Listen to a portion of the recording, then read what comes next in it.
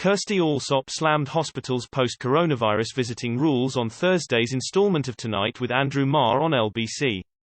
The location star launched a scathing attack where she claimed patients in some parts of the country have to choose just one or two family members to visit for the whole length of their hospital stay.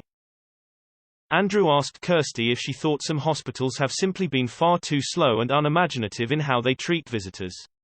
The presenter replied, "I think they've been wildly slow and unimaginative. And the reason I think that is because there are hospitals that have normal visiting practices.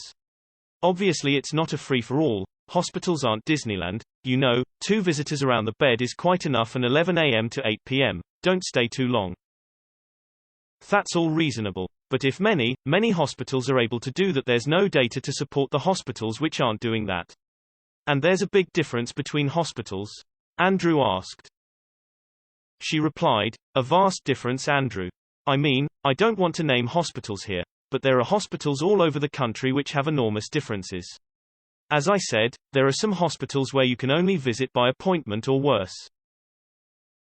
The presenter claimed certain hospitals have a system called a purpose for visit.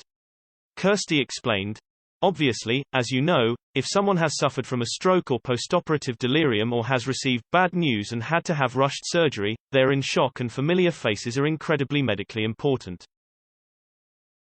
She explained how she started campaigning, adding, "Funnily enough, the death of a friend's mother in a care home began it. But a year ago a great friend's father had a stroke while he was in the hospital and his vaccinated mother who had the early signs of dementia was not allowed to visit him for 6 weeks."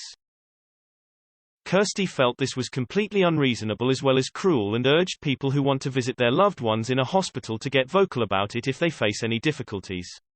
She also claimed Wales continues to be very tough on visiting compared to hospitals in England and Scotland.